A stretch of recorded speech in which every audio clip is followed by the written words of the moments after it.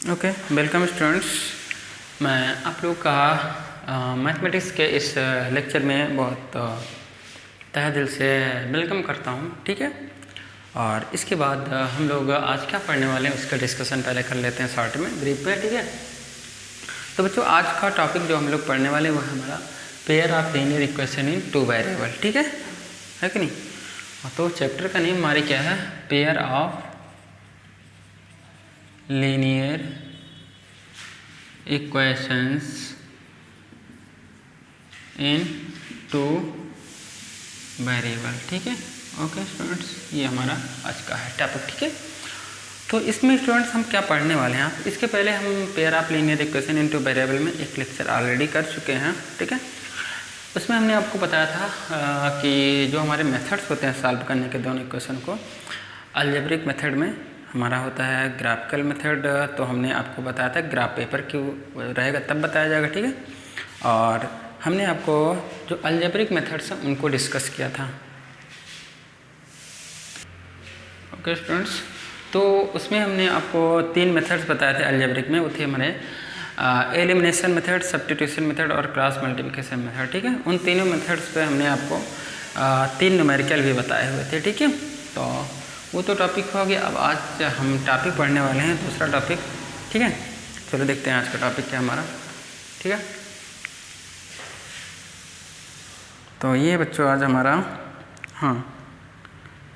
बच्चों है solvability condition for pair of linear equation in two variable.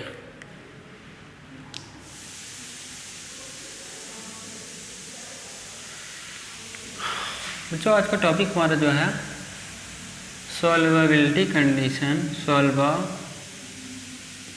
सॉल्वेबिलिटी conditions for pair of linear equation in equations in two variable, equations in two variable, ठीक है। ये बच्चों आज का topic, ठीक है। Solvability condition for pair of linear equation in two variable, यानी कि हमारे पास 2 लीनियर इक्वेशन के पेयर गिवन हो तो उसको हम लोग कैसे सॉल्व करते हैं, ठीक है। कैसे कैसे कंडीशन वहाँ पे जनरेट हो सकती हैं, ठीक है। इसके बारे में आज हम लोग पढ़ने वाले हैं। कितनी कंडीशंस यहाँ पे क्रिएट हो सकती हैं हमारे पास लीनियर इक्वेशन पेयर में, उसको डिस्कस करने वाले हैं, ठीक है। तो बच्चों सबसे पहले डिस्कशन के पहले हमें लेट करना होगा हमारे पास 2 जो लीनियर इक्वेशन क्या हैं। लेट कर लो बच्चों, हमारे पास linear equation a1x plus b1y plus c1 is equal to 0 है, और दूसरा linear equation a2x plus b2y plus c2 is equal to 0, ये है, ठीक है। ये दूसरा इक्वेशन है, ठीक है। तो ये हो गया बच्चों, ठीक है कि नहीं। हाँ ये हो गया बच्चों, ठीक है। अब चलो स्टूडेंट, इसके बाद हम क्या करेंगे, इसमें हम एक टेबल बनाएंगे, ठीक है, यहाँ पे। और उसमें क्या करेंगे, सारी कंडीशंस को हम लोग डिस्कस करने वाले हैं, ठीक है। तो बच्चों चलो देखते हैं। पहले हम कैलकुलेट क्या करते हैं बच्चों, ठीक है। हमने मान लीजिए इंडिविजुअली कैलकुलेट कर लिया, a1/a2 मान लीजिए हमने कैलकुलेट कर लिया, b1/b2 कैलकुलेट कर लिया, और c1/c2 हमने मान लीजिए कैलकुलेट कर लिया, ठीक है। तो सिचुएशन बच्चों कौन सी क्रिएट हुई हमारे पास केस 1 आया। हमारे पास केस 1 कुछ इस तरीके से जनरेट हुआ। केस 1 इस तरीके से जनरेट हुआ कि हमारा जो a1/a2 था वो b1/b2 के इक्वल टू नहीं आया बच्चों, ठीक है। a1/a2 की वैल्यू b1/b2 की वैल्यू के इक्वल नहीं आई, ठीक है। हो गया, ठीक है। a1/a2 की वैल्यू b1/b2 के इक्वल नहीं है, ठीक है। तो इसमें कौन सी कंडीशन क्रिएट होती है, इसको मैं पहले ग्राफिकली आपको समझाऊंगा। उसके बाद क्या होगा बच्चों, उसका रिजल्ट फाइनली बताऊंगा, ठीक है, क्या क्या रिजल्ट आया, ठीक है। तो जब ऐसा केस आता है बच्चों ना, तो वहाँ पे हमारे पास क्या होता है, कुछ अगर जब मैं ग्राफ पेपर पे इसको डिस्कस करूँ बच्चों, ठीक है, ग्राफिकली इसको डिस्कस करूँ, ठीक है। तो मान लीजिए हमारी पहली लाइन कुछ इस तरीके से मिल रही है और दूसरी लाइन क्या मिलेगी, कुछ इस तरीके से मिलेगी। ये दोनों लाइन हमारी यहाँ पे इंटरसेक्ट कर रही हैं। कहाँ कर रही हैं, इंटरसेक्ट कर रहे हैं किसी पॉइंट पे, ठीक है। ये मान लीजिए हमारी लाइन L1 है ये और L2 है ये, ठीक है। L1 मतलब जो हमारा इक्वेशन 1 है उस वो वाली लाइन है, जो इक्वेशन 2 है उसकी लाइन को L2 हमने लिखा, ठीक है। ये दोनों एक दूसरे को इंटरसेक्ट कर रहे हैं, ठीक है, किसी न किसी पॉइंट मान लो O पे इंटरसेक्ट कर रहे हैं, ठीक है, O पे मान लो इंटरसेक्ट कर रहे हैं, ठीक है। तो ये हो गया बच्चों, ठीक है। हाँ, तो जब ये सिचुएशन क्रिएट होती है, जब आप ग्राफ पेपर में जो ड्रा करेंगे ऐसे इक्वेशन लेंगे A1/A2 not equal to B1/B2 के किसी भी इक्वेशन को लेंगे अगर जो आप, तो ये सिचुएशन क्रिएट हो जाती है वहाँ पे, ठीक है। आप इसको ग्राफिकली ड्रा करेंगे तो आपको ये दिखेगा वहाँ पे, ठीक है। ग्राफ पेपर पे आप इसको ड्रा करके देख सकते हैं, ये सिचुएशन वहाँ पे क्रिएट होती है, ठीक है, ठीक है। अब जब ये सिचुएशन क्रिएट होती है तो उसमें क्या होता है बच्चों, ये एक पॉइंट पे लाइन इंटरसेक्ट करती हैं। कहाँ, कितने पॉइंट पे इंटरसेक्ट करती हैं? 1 पॉइंट पे, ठीक है बच्चों। 1 पॉइंट पे हमारी लाइन क्या करती हैं? इंटरसेक्ट करती हैं। ये क्या होता है? हमारा इंटरसेक्शन पॉइंट होता है। क्या होता है? इंटरसेक्शन पॉइंट होता है, ठीक है। ये इंटरसेक्शन पॉइंट हो गया, ठीक है बच्चों।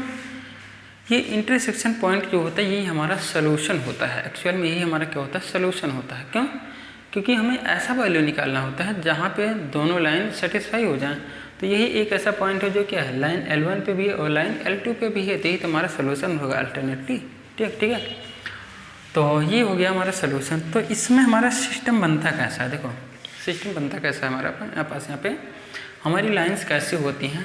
अगर जो लाइन की बात करेंगे हम लोग तो लाइन्स हमारी होती हैं इंटरसेक्टिंग लाइन होती हैं। कौन सी होती हैं? इंटरसेक्टिंग लाइन्स होती हैं, ठीक है। लाइन्स कैसी होती हैं? इंटरसेक्टिंग लाइन्स होती हैं, ठीक है। दूसरे सिचुएशन यहाँ पे होता है कितने सोल्यूशन होते हैं बच्चों? यूनिक सोल्यूशन होता है। क्या होता है? यूनिक सोल्यूशन मिलता है बच्चों, ठीक है। क्यों यूनिक सोल्यूशन मिल रहा है? आपको मैंने दिखाया लाइन एक ही जगह पे कट कर रही है, केवल एक ही पॉइंट पे कट कर रही हैं, तो पॉइंट क्या होगा? यूनिक ही होगा ना, ठीक है। तीसरा क्या होता है बच्चों? सिस्टम क्या होता है? सिस्टम की बात करो तो मैं होता है कंसिस्टेंट सिस्टम होता है। सिस्टम हमारा कैसा होता है? कंसिस्टेंट होता है, ठीक है। ये हो गया हमारा कंसिस्टेंट सिस्टम हो गया, ठीक है। हाँ बच्चों, ठीक है। तो ये हो गया हमारा सिस्टम कंसिस्टेंट हो गया, ठीक है बच्चों, ठीक है। हो गया बच्चों, ठीक है। तो ये आ गया हमारे पास, ठीक है बच्चों। ये केस 1 की सिचुएशन थी, ठीक है। अब मैं इसको आप नोट कर लीजिए, ठीक है बच्चों। इसके बाद मैं अगले केस पे पढ़ूँगा, ठीक है। आप इस केस 1 को नोट कर लीजिए बच्चों, ठीक है। बहुत ही इंपॉर्टेंट है ये, आपके माइंड में कॉन्सेप्ट क्रिएट करने के लिए ये ग्राफ बनाना बहुत ही ज़रूरी है, ठीक है।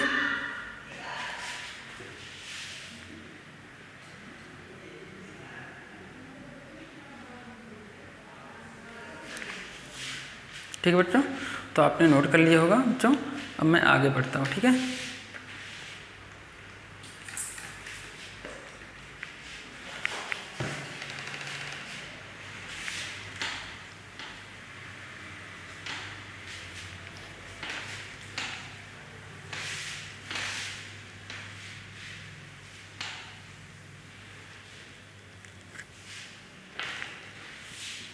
केस 2, ठीक है बच्चों।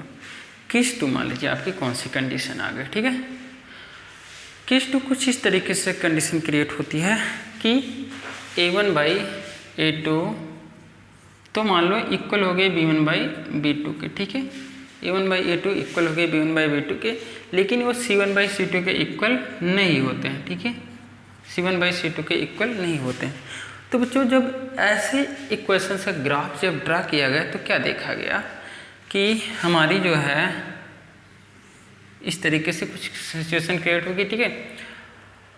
ये एक्स एक्सिस हो गया बच्चों, ये वाई एक्सिस हो गया, ठीक है। तो ऐसे इक्वेशंस का जब ग्राफ ड्रा करा गया तो सिचुएशन क्या क्रिएट हुई बच्चों? अगर एक लाइन L1 कुछ ऐसे जा रही है तो लाइन L2 कुछ ऐसे चली जाती है, ठीक है। तो दोनों लाइनों का तो कभी क्या होता है? मीटअप ही नहीं होता, ठीक है। देखो लाइन L1 और लाइन L2 एक दूसरे से कभी इस सिचुएशन में मिलती ही नहीं है, ठीक है। क्या होती? कभी मिलती ही नहीं है। ये लाइंस कैसी होती हैं? एक दूसरे के पैरेलल आ जाती हैं। क्या जाती हैं? पैरेलल होती है, ठीक है। यानी कि ऐसे केसों में क्या होता है, जो हमारी लाइन L1 है वो पैरेलल होगी लाइन L2 के। अगर जो दो लाइन पैरेलल होगी बच्चों तो क्या होगा? कभी इंटरसेक्ट कर सकती हैं क्या? कभी नहीं करेंगे ना, क्योंकि हम जानते हैं कि पैरेलल लाइन कभी एक दूसरे को इंटरसेक्ट करती ही नहीं है, ठीक है। तो तो ये सिचुएशन क्रिएट होती है। जब लाइन इंटरसेक्ट ही नहीं करेंगे तो क्या होगा, क्या कोई सोल्यूशन आपको मिल सकता है? नहीं मिल सकता है। क्यों? क्योंकि सोल्यूशन के लिए हमें एक कॉमन पॉइंट की रिक्वायरमेंट होती है, ठीक है। वो कॉमन पॉइंट हमें क्या होता है, मिल ही नहीं पाता है, ठीक है। तो इसी वजह से क्या हो जाएगा, ये दोनों लाइन कोई सोल्यूशन दे ही नहीं पाएंगे, ठीक है। अच्छा, ठीक है। तो ये सिचुएशन क्रिएट हो जाती है जब, तो कोई सोल्यूशन नहीं मिलता उस समय, ठीक है। तो चलो बच्चों, क्या क्या कंडीशन होती है वहाँ पे, उस समय हमारे पास होता क्या है, क्या आता है रिजल्ट, हमारा फाइनल रिजल्ट आता क्या है, आता है नो सोल्यूशन का रिजल्ट। क्या आएगा? नो सोल्यूशन आएगा बच्चों, ठीक है कि नहीं। लाइन कैसी होंगी बच्चों, नॉन इंटरसेक्टिंग लाइन होंगी। कैसी होंगी? नॉन इंटरसेक्टिंग लाइन होगी बच्चों, ठीक है। और सिस्टम कैसा होगा, इनकंसिस्टेंट होता है। कैसा होता है बच्चों? इनकंसिस्टेंट सिस्टम होता है बच्चों, ठीक है। ये इनकंसिस्टेंट सिस्टम होगा, लाइन नॉन इंटरसेक्टिंग होगी, और सोल्यूशन क्या होगा, नो सोल्यूशन होगा, ठीक है। ये होगा बच्चों, ठीक है। तो ये केस 2 रहा बच्चों, आप इसको भी नोट डाउन कर लीजिए बच्चों, इसके बाद मैं आगे की तरफ बढ़ूंगा, ठीक है।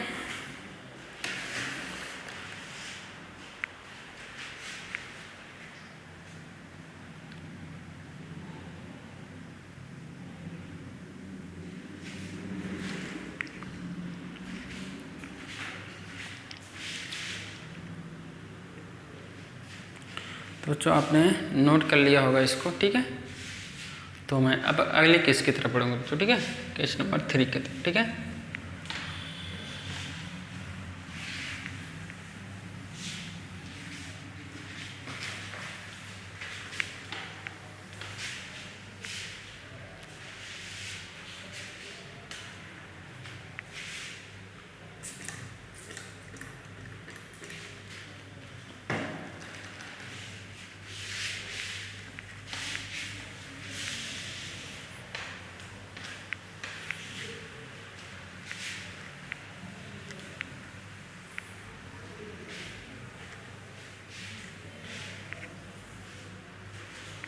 ठीक है बच्चों, केस 3 का डिस्कशन करेंगे, ठीक है। केस 3 क्या होगा बच्चों, ठीक है।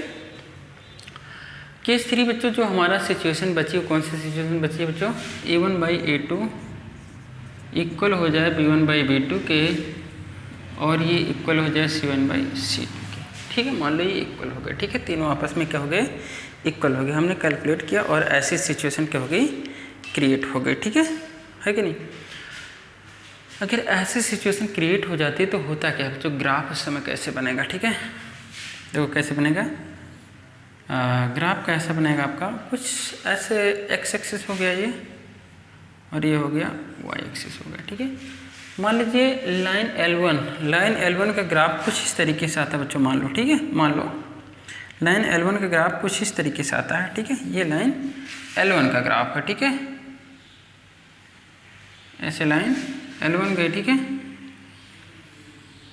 ये लाइन L1 हो गई, ठीक है। अब ऐसे सिचुएशन में जब लाइन L2 का ग्राफ ड्रा किया जाता है बच्चों, तो वो क्या होती है, इसी लाइन L1 के ऊपर ही आ जाती है। वो सिचुएशन क्या होगी, यहाँ पे इसी L1 लाइन के ऊपर दूसरी लाइन भी आएगी। जब आप ग्राफिकली इसको ड्रा करके देखेंगे ना, तो ऐसी सिचुएशन क्रिएट हो जाती है कि L1 और L2 एक दूसरे के ऊपर कंसाइड कर जाती हैं, ओवरलैप कर जाती हैं, ठीक है। यानी कि लाइन L2 भी यहीं पे आ जाएगा, ठीक है। L1 और L2 दोनों एक ही लाइन पे आ जाते हैं, ठीक है। तो हमारा सिस्टम के पास दो इक्वेशन ना हो करके वो एक ही इक्वेशन माना जाएगा। क्यों? क्योंकि अल्टीमेटली एक ही लाइन मिली ना, ठीक है। तो कैसा हो गया बच्चों, यहाँ पे लाइन एक ही मिली, ठीक है। तो होता क्या है बच्चों, फाइनली रिजल्ट क्या आता है, यहाँ पे रिजल्ट आता है बच्चों, यहाँ पे हमारा सिस्टम क्या होगा बच्चों, कितने सोल्यूशन होंगे, infinitely many solution, infinitely many solution. अब बच्चों आप सोच रहे होंगे इनफाइनेटली मेनी सोल्यूशन कैसे हो गए। अब आप देखिए क्या है, लाइन L1 और L2 कितनी जगह मिल रहे हैं एक दूसरे को, इनफाइनाइट टाइम्स मिल रहे हैं बच्चों। कितने टाइम मिल रहे हैं, इनफाइनाइट टाइम मिल रहे हैं। देखो यहाँ से यहाँ तक कितने पॉइंट्स होंगे बच्चों, इनफाइनाइट पॉइंट्स ही तो होंगे।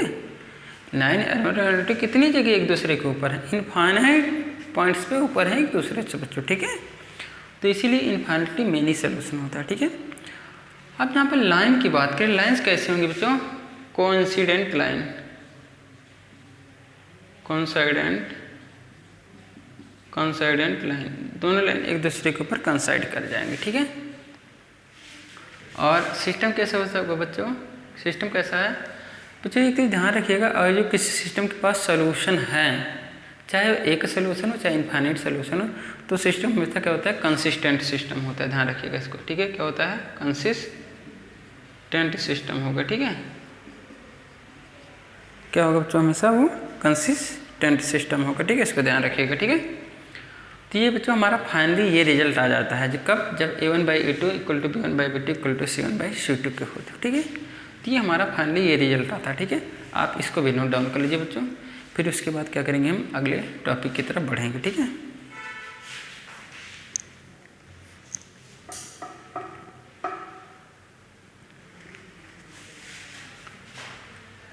नोट कर लीजिए बच्चों, बहुत इम्पोर्टेंट है ये।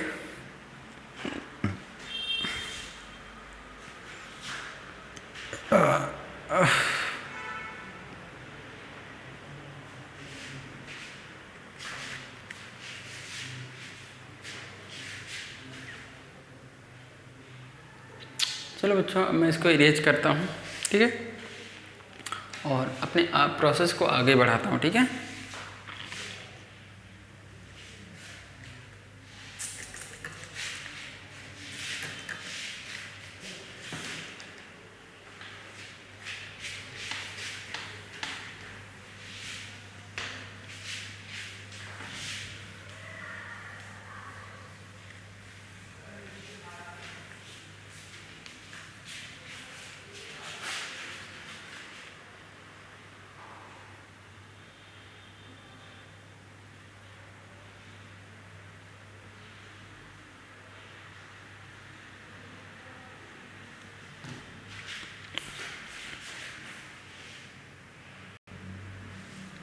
ओके स्टूडेंट्स, तो ये होगा, ठीक है। अब बच्चों चलो तो आगे बढ़ते हैं हम लोग, ठीक है। अब आगे बच्चों क्या है, हम डिस्कस करेंगे सिस्टम के बारे में। एक होता है डिपेंडेंट सिस्टम होता है, दूसरा क्या होता है, इंडिपेंडेंट सिस्टम होता है। तो डिपेंडेंट सिस्टम कौन सा सिस्टम होगा बच्चों, ठीक है, और इंडिपेंडेंट सिस्टम कौन सा होगा, दोनों हम लोग यहाँ पे डिस्कस करने वाले, ठीक है।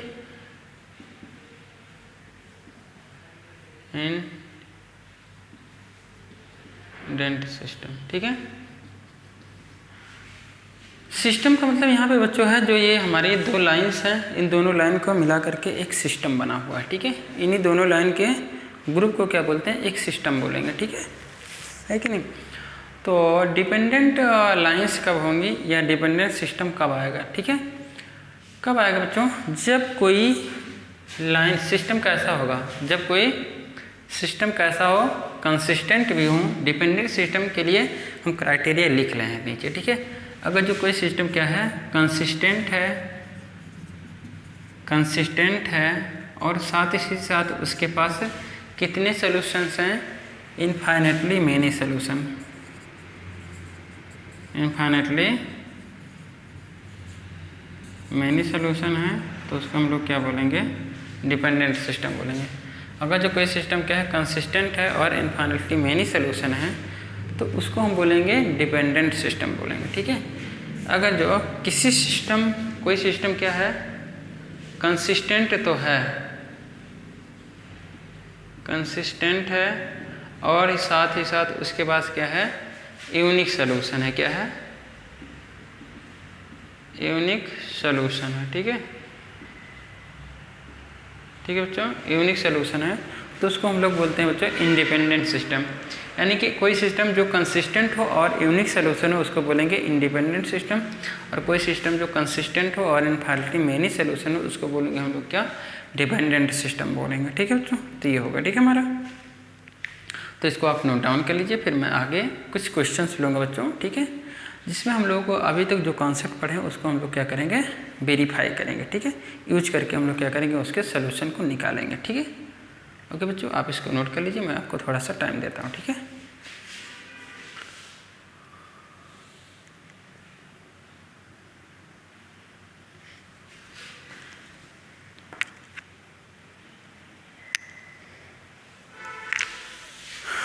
ठीक है बच्चों, नोट कर लीजिए, मैं तब तक कुछ क्वेश्चंस देखता हूँ जो अच्छे क्वेश्चंस हो।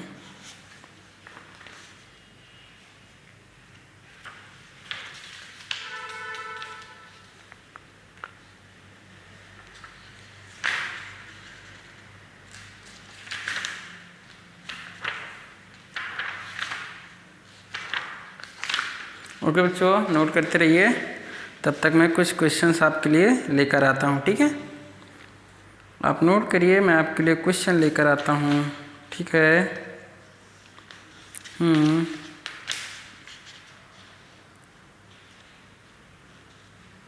ठीक है।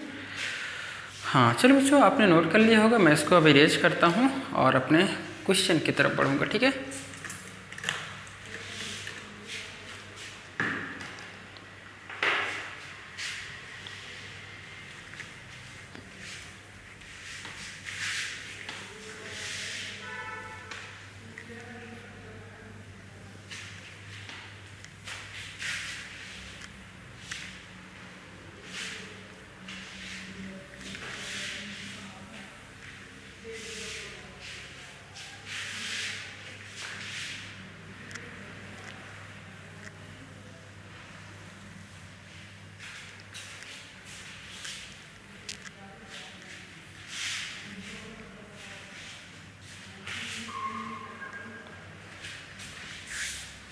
ठीक है। तो चलो बच्चों, हम लोग हमारे पास क्वेश्चन है, कुछ इस तरीके से क्वेश्चन नोट कर लेते हैं।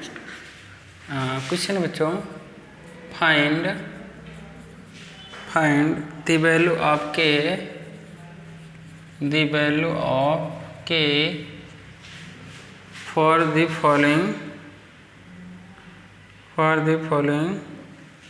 For equations 3x minus y minus 5 is equal to 0 and 6x minus 2y minus k is equal to 0 if the line represented by these are parallel. If the line represented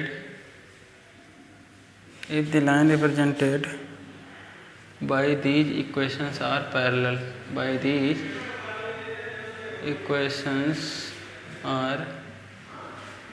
parallel, ठीक है बच्चों, ठीक है। तो हो क्या रहा है एक्चुअल में, इसमें हमें के की वैल्यू फाइंड आउट करना है। किसके लिए फाइंड आउट करना है? जिससे के लिए हमारे पास ये दोनों इक्वेशंस हैं क्या हो जाए, उनकी लाइंस क्या हो जाए, पैरेलल हो जाए। ठीक है कि नहीं? चलो बच्चों, ठीक है, शुरू करते हैं। इक्वेशंस को पहले यहाँ पे लिख लेते हैं। ठीक है, इक्वेशन क्या हमारा 3x minus Y minus 5 is equal to 0 है, और दूसरा इक्वेशन है 6x minus 2y minus K is equal to 0 है। ठीक है, ये हो गया। ठीक है, 6x minus 2y minus K is equal to 0 है, 3x minus Y minus 5 is equal to 0 है। ठीक है, ये हो गया। ठीक है, अब चलो बच्चों देखो क्या है यहाँ पे। हाँ ठीक है, तो पहले बच्चों इनको कंपेयर कर लो आप, किससे? अपने स्टैंडर्ड इक्वेशन से। ठीक है, किससे कंपेयर कर लो? स्टैंडर्ड इक्वेशन से। ठीक है, तो इसके लिए स्टैंडर्ड इक्वेशन क्या होगा? हाँ, a1x plus b1y plus c1 is equal to 0 होगा। ठीक है, इसके लिए स्टैंडर्ड इक्वेशन क्या होगा? a2x plus b2y plus c2 is equal to 0 होगा। ठीक है बच्चों, तो कंपेयर करो तो a1 की वैल्यू क्या आएगी बच्चों? a1 की वैल्यू आ गई 3, b1 की वैल्यू क्या आ गई -1, और c1 की वैल्यू क्या आ गई बच्चों? -5। a2 की वैल्यू क्या आ जाएगी 6, b2 की वैल्यू क्या आ गई -2, और c2 की वैल्यू क्या आ गई बच्चों? c2 की वैल्यू क्या आ गई बच्चों? -k आ गई। ठीक है, ये हो गया। ठीक है, अब चलो बच्चों a1 अपान a2 निकालते हैं। a1 बाई a2 क्या हो जाएगा बच्चों? 3/6 हो गया, तो क्या आ गया? इक्वल टू 1/2 आ गया। ठीक है, b1 बाई b2 क्या हो जाएगा बच्चों? हो जाएगा -1 अपान -2, ये भी क्या आ गया बच्चों? 1/2 आ गया। ठीक है, c1 बाई c2 क्या आ गया बच्चों? आ गया -5 बाई -k बच्चों, सिंप्लीफाई होकर क्या आएगा? c1 बाई c2 आएगा 5/k। ठीक है, ये हो गया। ठीक है,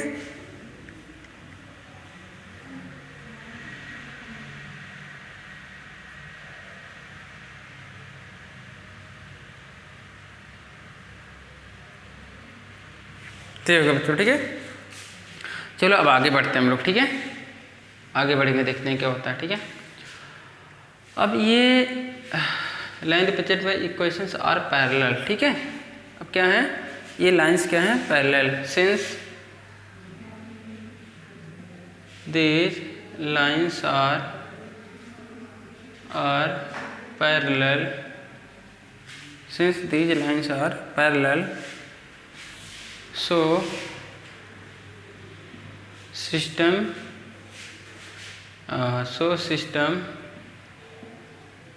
have infinitely many solutions, क्या many सोल्यूशन हो गए। तो इस वजह से क्या हो जाएगा, A1/A2 इक्वल टू हो जाएगा B1/B2 के। इस केस में क्या होगा बच्चों,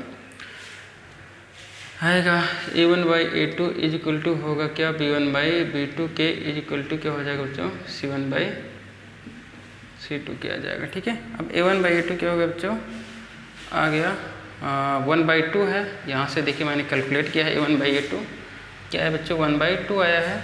B1/B2 भी बच्चों मैंने कैलकुलेट किया, भी क्या है 1/2 ही आया है। ठीक है, अब C1/C2 का हमने कैलकुलेट किया बच्चों, क्या आ गया 5/K आ गया, क्या आ गया 5/K आ गया। ठीक है, इतना हो गया। ठीक है बच्चों, ठीक है, चलो इसका मतलब क्या हो जाएगा 1/2 इक्वल दो बार लिखने की कोई मतलब नहीं बच्चों। ठीक है, तो एक ही बार 1/2 लिखो। ठीक है, तो क्या हो जाएगा 5/K, क्रॉस मल्टीप्लाई करो तो K कितना आ जाएगा, 5 2 जा 10 आ जाएगा बच्चों। K की वैल्यू क्या हो गई, 10 हो गई बच्चों। ठीक है, ये आ गया।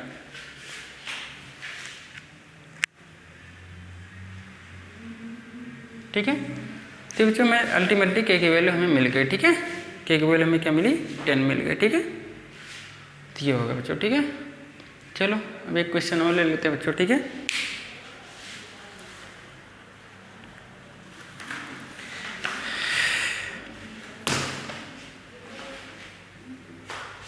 नोट कर लो बच्चों। ठीक है, मैं थोड़ा सा टाइम देता हूँ आप लोगों को नोट करने के लिए। ठीक है,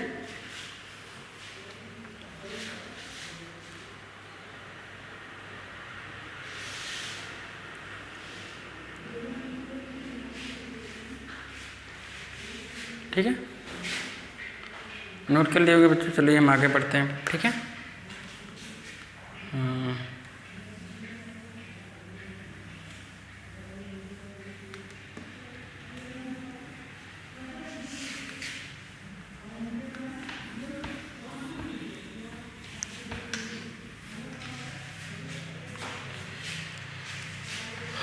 चलो बच्चों, ठीक है,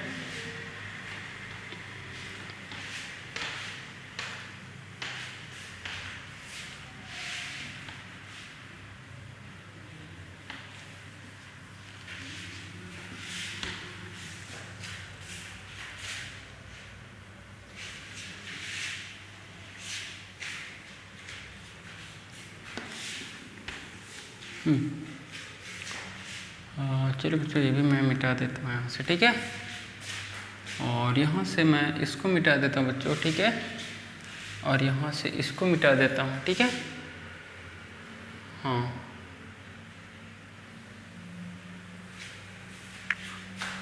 ठीक है, चलो देखता हूँ बच्चों। ठीक है, एक क्वेश्चन लेता हूँ। क्वेश्चन है, क्वेश्चन चलो पूरा मिटा देता हूँ बच्चों। ठीक है, है क्वेश्चन हमारे पास, फॉर विच वैल्यू आपके, क्वेश्चन है फॉर विच वैल्यू ऑफ के, फॉर विच वैल्यू ऑफ के the equations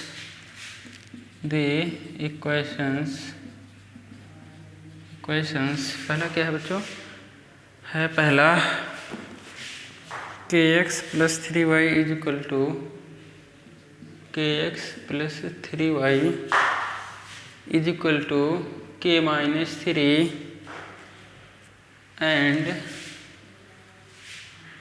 and 12x + ky = k have no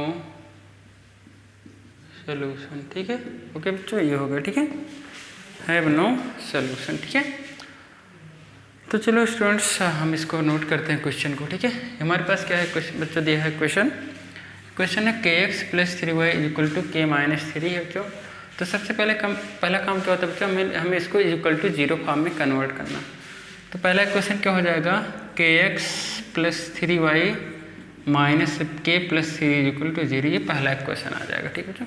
अब दूसरा इक्वेशन क्या हो जाएगा बच्चों, हो जाएगा tan x + ky - k 0 हो गया बच्चों। ठीक है, चलो अब इसको अपने स्टैंडर्ड इक्वेशन से कंपेयर करते हैं बच्चों। तो a1 की वैल्यू क्या आ जाएगी, k आ जाएगी, b1 की वैल्यू क्या आ जाएगी बच्चों 3, और c1 की वैल्यू आ जाएगी बच्चों -k + 3 हो गई। ठीक है, अब a2 की वैल्यू क्या आएगी बच्चों, tan आएगी, b2 की वैल्यू क्या आएगी बच्चों, k आएगी, c2 की वैल्यू क्या आएगी बच्चों -k आ जाएगी। ठीक है,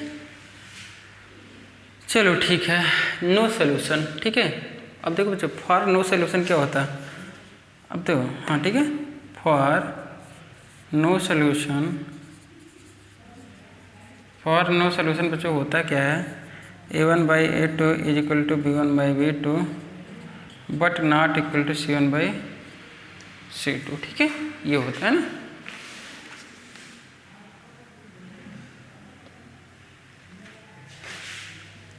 ठीक है, ये होता है बच्चों। ठीक है, अब a1/a2 की वैल्यू क्या आएगी बच्चों, k/12 आ गई। ठीक है, b1/b2 की वैल्यू क्या आ जाएगी, 3/k आ जाएगी। ठीक है, और इसके बाद c1/c2 की वैल्यू क्या आएगी बच्चों, c1/c2 की आ जाएगी -k +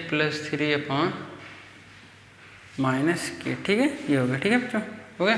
ठीक है, अब चलो बच्चों पहले दोनों को ले लेते हैं इक्वल, हम दो को यहाँ पे कंसीडर करेंगे। ठीक है, फर्स्ट दो को इक्वल लेते हैं तो क्या हो जाएगा, k/12 = आ जाएगा 3/k, क्रॉस मल्टीप्लाई करो बच्चों, क्या आ जाएगा, k² = 36 आ गया, क्या आ गया बच्चों +-6 आ गया। ठीक है, ये हो गया। ठीक है, अब इन दोनों को लेते हैं साथ में, तो क्या हो जाएगा बच्चों 3/k not equal to -k + 3/-k, cross multiply करो बच्चों, क्या आ गया -3k, और नॉट इक्वल टू क्या हो जाएगा -k² + 3k। ठीक है, चलो बच्चों इसको इधर ट्रांसफर करें, क्या हो जाएगा k² - 6k not equal to 0। ठीक है, तो क्या आ जाएगा बच्चों, यहाँ से आ जाएगा k कॉमन कर लिए तो k - 6 नॉट इक्वल टू 0, यानी कि अब ये 0 कब नहीं होगा, जब या तो k नॉट इक्वल टू 0 हो या k नॉट इक्वल टू 6, ये होगा। ठीक है, k ना तो 0 हो सकता है ना तो 6 हो सकता है। ठीक है, अब बच्चों चलो इन दोनों को ले लो। ठीक है, क्या हो जाएगा k/12 = -k + 3/-k, ये भी क्या है, ये और ये नॉट इक्वल टू के बीच में है ना कनेक्टेड। ठीक है, तो क्या हो जाएगा बच्चों, देखो हो जाएगा -k² नॉट इक्वल टू, इधर मल्टीप्लाई करो क्या आ जाएगा -12k और +36, क्या हो जाएगा बच्चों, आ जाएगा -k² + 12k और -36 नॉट इक्वल टू 0 होगा। ठीक है, ये आ गया। ठीक है, चलो इसमें फैक्टराइज कर लो बच्चों, क्या हो जाएगा k² - 12k और +36 = 0, इसका फैक्टर करोगे बच्चों आएगा k - 6 का whole square not equal to 0, not equal to 0, इसका मतलब k - 6 नॉट इक्वल टू 0, मतलब k नॉट इक्वल टू 6 हो गया बच्चों। ठीक है, ये इक्वेशन नंबर 1 हो गया, ये हमारा इक्वेशन नंबर 2 हो गया, रिलेशन इक्वेशन रिलेशन 3।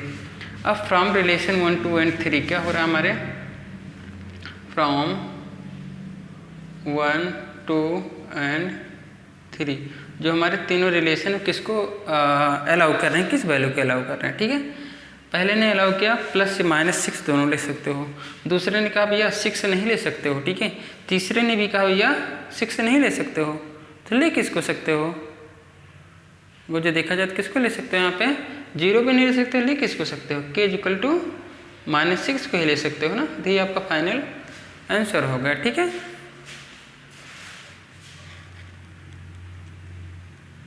ओके बच्चों, इस तरीके से आपने क्या किया, तीनों को से कंक्लूजन निकाल के k की फाइनल वैल्यू निकाला जो कि -6 आई। ओके, आप इसको नोट कर लीजिए, और इसको दोबारा से अगर जो आपको समझ में ना हो तो स्टेप बाय स्टेप जितना भी मैंने किया उसको देखिए, आपको डेफिनेटली समझ में आ जाएगा। ठीक है, okay, thanks for watching the video, thank you very much.